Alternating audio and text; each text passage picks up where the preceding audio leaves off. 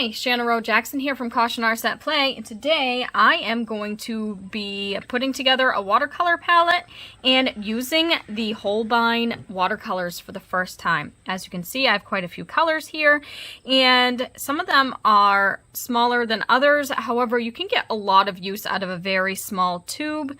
I mean, that's as far as any watercolor goes. So, I want to show you the colors I have here. Quinacridone Magenta, Pyrrole Red, Vermilion Hue, Brilliant Orange, Cadmium Yellow Orange, Permanent Yellow Light, Cadmium Yellow Lemon, Greenish Yellow, Sap Green, Hooker's Green, Cobalt Turquoise Light, Cobalt Blue Hue, Phthalo Blue Red Shade, Peach Black, and Titanium White. So what I'm going to do is, I like to use mine as pans. And you'll see I have a pan here that I just bought, or a set of pans that I bought from Amazon. It's the Meeden brand. I just really like the fun little design that it has. And what I'm going to do is I'm actually going to squirt these into these pans and I'll let them dry and then do a piece from that. And I have a Pip pen here because it's permanent, and I actually like to write on the side of the pan some of the pigment information, the name, and the light fast rating, so that way there, if I run out of a color, I'll know what it was so that I can refill it later on. So you're gonna see me do that. Also, something really cool that I have from them that I thought was really neat is a chip card. Look at this. It shows all the beautiful colors that they have in their line, and I believe this is available on their website. I will try to link it below. But it also is like, it's on watercolor paper, so I can see what it's like, actual swatches. So I can see what it's actually going to look like when it's watered down. And look how vibrant those colors are. I'm really excited about this. This has all the colors, and it also has the pigment information and the light fast information, as well as transparency and things like that. So I think this is a really cool tool. This is something that you might want to consider getting a copy of if you are thinking about getting these and you're not sure which colors you want to get. And of course, there's more information listed on it as well. That way there you can have some information that you need, and you can get a good look at them beforehand before you order them.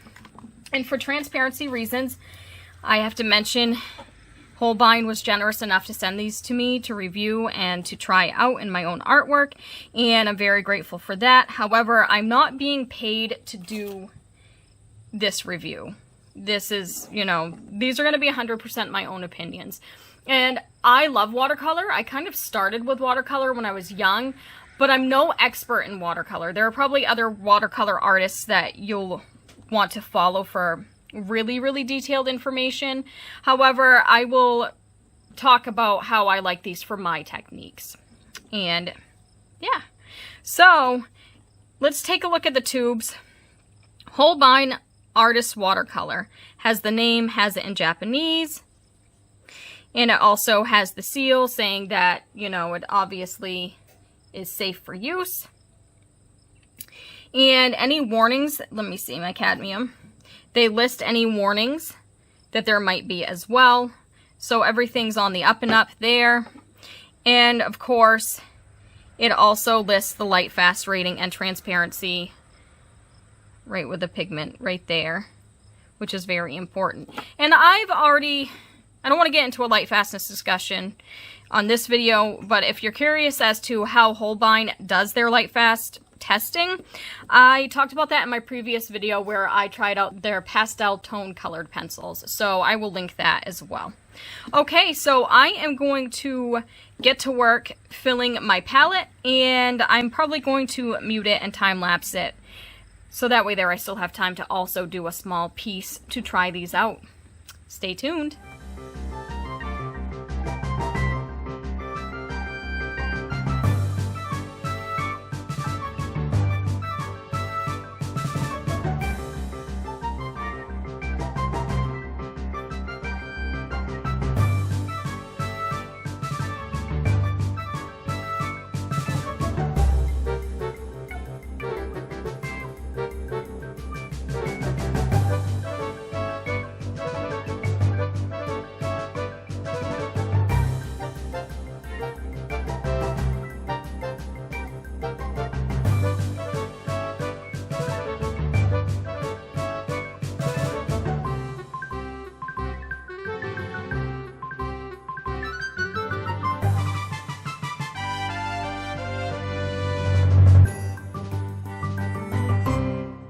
Okay, so here it is. It's still drying. I chose the larger pans for the colors, obviously, that I thought I was going to use more, and the smaller pans for colors that I wasn't so sure I would use a whole lot of. And now, because of that, they're kind of out of order. I had to put my white next to one of my greens. I'm not too happy about that. My OCD is screaming. And I also, as you saw, I mixed a brown. I used some of my phthalo blue red shade, my magenta, and I used my cad yellow orange because I wanted to use pigments that use paints that had very few pigments in them. Since I was going to be mixing a bunch, I didn't want it to get like pigment overload because sometimes that can be dull. However, I don't think this was necessarily the right choice. I probably should have just gone with my brilliant orange instead, even though that has 2 pigments instead of 1, because this was definitely too yellow. Like, I knew it was going to be on the yellow side. Obviously, it's in the name. It was a little too yellow, so I had to combat it quite a bit with my magenta and blue. However, I think it's kind of a nice, almost like a burnt umber. I won't know until, obviously, it dries and I use it a lot more. And, like, once I wash it out, I'll see. But I kind of like colorful browns anyways, and I just wanted to have a brown. I didn't have a brown in what was sent to me, and so I didn't think to ask for one for some reason. And so I just like to have a ready-made brown because it makes things a little bit easier rather than having to mix on the go. And this will be a palette that I will probably bring with me when I do day trips and things like that. I think I'm going to put, like, there's actually room for a couple brushes in there, and I think that's neat. So I might put a water brush in there, and like maybe if I can fit like 1 or 2 regular watercolor brushes for on the go. But so far I'm really liking this. I had bought some of these separately, so this came with some pans, but I also bought a separate set, and I will link all this stuff in the description below if you're interested. And yeah, so far that's my palette. I'm liking it. I can't wait to let them dry and see how they work. And I can already tell that I'm gonna want to have some more magenta down the line. However, like I said in the beginning, even small tubes of watercolors, even though watercolors tend to be pricey for even the smallest tubes, you'll get a lot of use out of them. Like, it's going to be a long time, even still, before I need to get more of this, because I will get a lot of use out of a little bit of paint, because a little goes a long way. It's going to dry and then you wash it out. It's meant to be transparent. So I'm not going to use this up anytime soon. However, this is one of my favorite colors, and it's just beautiful. And in the pans, these are just gorgeous, and I can't wait to do a piece with them. Oh yeah, and one more thing. I just kind of wanted to show you one of the pans. Oh, I shouldn't be doing this while they're still wet. It's smeared a little, but I was still able to write on it with a permanent marker. And I put the light fast rating here, cad yellow orange. I mean, it's messy, but at the same time, I'm the only one using it. So do whatever you feel comfortable with when making your own watercolor palette. But this is just so that way there, if this gets low and I want to refill it, I can know at a glance. Especially, I mean, this one's a little bit more obvious what color it is. But some, like these 2 blues look very similar in the pan. Even if they don't end up looking similar on a piece of artwork, they'll look similar in the pan. And these greens as well, just because they tend to be a little bit darker until you wash them out with water. So I like to do that so I know if I need to refill them down the line, which pigment, which color. And I put the pigment on there as well on the other side, which you can kind of see, maybe. Just in case for some reason color names change. I think Holbein, they're pretty straightforward with their color names. I know some companies like to come up with some fun color names like flame red or this, that, and the other thing. And down the line, that might end up changing. And so in case they change the name of their color, it's nice to have the pigment information on there. So if there's any rebranding done, you can look at the pigment and see, okay, this is the same pigment that I used before. This is obviously the stand-in for the flame red. It's now whatever. So that's just something that I personally like to do. But yeah, so This is my palette, and I've only ever done one other watercolor palette before, and it wasn't set up this organized. So I'm pretty excited about it, and I can't wait to use it. So stay tuned for the piece. I know I keep saying that. It'll come eventually. See you soon. Okay, so welcome to the voiceover. What you just saw me do there, I had a Holbein white colored pencil, and I used that to mask off the areas that I wanted to keep highlighted. Because colored pencils have wax in them, it makes it really easy to repel the watercolor, and so I like to use that trick just to mask off anything that I want to have as a highlight or any type of details that I would like to have remain there. That way there I can paint over it with watercolor without worrying. They obviously also make masking fluid for this purpose, but I thought it would be fun to kind of see how their colored pencils would work with their watercolor without making it a complete and utter mixed media piece. And so I did that for the highlights on the pear and some of the highlights on the leaves, and I even signed my name that way, so that way there my signature will already be there when I'm done painting. And so moving on to the watercolors, let's talk a little bit about what their claims to fame are. I will read the statement by Holbein that is on the outside of their chip card. Highly recommended by professional artists worldwide since 1900, Holbein Artists Watercolors are produced using a simple combination of the finest pigments and gum arabic available.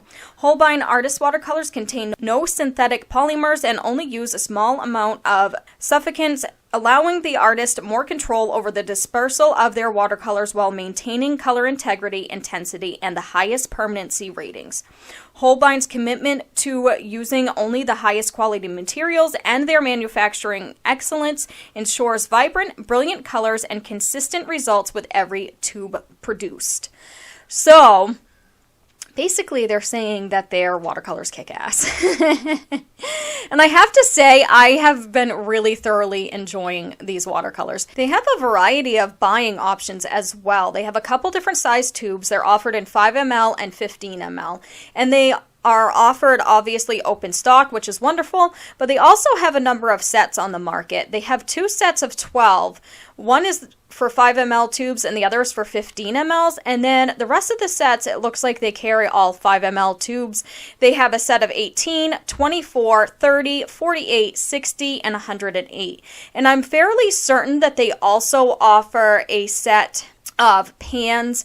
I don't have that here, so I'm not testing that, but I will link their products in the description below on Blick so you can see the variety of ways of buying. I think I did this piece in one sitting. It took me maybe 2 hours, but that's because I was layering and there were times when I had to let layers dry in between. These layer beautifully. I found that they re-wet really well in the palette. Some of my paints weren't quite dry yet because I'm not a very patient person, and those that didn't dry yet kind of gave me the opportunity to work with them almost straight out of the pan, and I discovered that I really liked that as well. So as you saw in the beginning, this is a pear, obviously. I showed you the pear that I'm drawing in the beginning. This is actually one that's growing on my tree out in my yard, and I just love it so much. I don't know why, I just love this little pear so much. And so I have been photographing it as it grows, and there are other pears on the tree as well, but I just thought this one was a lot of fun. And I ended up sketching directly on the paper this time using a watercolor pencil. Normally, I wouldn't do that. Normally, I would sketch on a separate piece of paper and transfer it over, but I knew that the lines would wash out really well, and also it was a simple composition, and I knew it didn't have to be perfect, and so I ended up sketching right directly on there, and it ended up working out great. So you may also see some mottled texture down at the bottom, and the way I am getting that, it's kind of like a quick easy way to do bokeh in watercolor. I am actually dropping some rubbing alcohol in there, and that kind of creates like these little bursts, or these little circles where the alcohol drops. It kind of pushes the pigment away from it, and it'll leave little dots. But then if you come over it with the watercolor after, those drops will actually darken up compared to the rest of the piece. And I ended up doing a little vignette around this whole thing, and those dots really added to that, and I just loved the way it looked after, and you'll see that at the end. So these colors are really vibrant and beautiful, and I found that they laid down really easily. Because this is a hot press paper, this is the Fluid 100 hot press watercolor paper in a 6x8. I do think some of these colors granulate really well, but I feel like that effect is shown more easily on a cold press paper, but I was able to get some granulation here. As you can see in the greens, that worked really, really well for that effect that I was going for in the background. And I really love the way my brown turned out. It was more of a purpley brown, and I thought it was beautiful, but it was really easy to tone down, adding either more green or my black or something else to that effect, and that made it more earthy. I actually used the brown quite a bit in this Pear, so it ended up working out really well. When I first mixed that brown, I didn't know that this was going to be the subject that I was working on. So what you're seeing me do is I'm coming through with really light layers, and then sometimes I'm letting them dry in between, and then sometimes I'm not, depending on the effect I want. Obviously, if it's a little wet underneath, they'll blur together better. It will disperse the color. It'll create halos and all those fun little watercolor effects that we love. And then if I really want to just layer over it, I wait for the layers to dry in between and then come back through. And these, they layer so gorgeously. And one reason why I decided to do the vignette is I wanted to see how dark I could go with these watercolors, because watercolors tend to lighten as they dry. And so I wanted to see if I could get a dark kind of moody feel to this piece, even though it's really a light kind of fun outdoorsy piece. But I think that they worked really well for that. I was able to layer them and keep darkening that up, and that was really super exciting to me. And as I went, I used a little less water. So if I really wanted a very saturated layer, I used very, very light layers in the beginning. And then as I went, I used a little less water to get it to be a darker, more saturated layer. But I still added water each time, obviously. And I really enjoyed the way this palette worked. I'm glad that I got this particular palette. I enjoyed the fact that it has like the mixing areas on the sides. And I was really happy with the color selections and the order that I put them in. Obviously minus that white, that still bugs me, but it still worked. And as a side note, yes, I do use white in my watercolor paintings. I'm somebody who works with a lot of different mediums, and so I don't tend to be very strict with each medium. I just do whatever I can to get the end result that I want. And as long as it's archival, I don't see any reason not to kind of have those tools available to myself. And so I am fine with using white in my watercolor. I'm not a traditionalist watercolorist, obviously. It's not my main medium. I like to dabble in it. I like to play with it. And I like to see what cool effects I can get. And so I don't limit myself when I'm working with it. However, there are people out there who do not use white with their watercolor, and that's awesome too. They come up with some beautiful work. And there are times when I like to do that as a challenge, but I'm not sad about having that white in my watercolor palette. That's all I'm saying.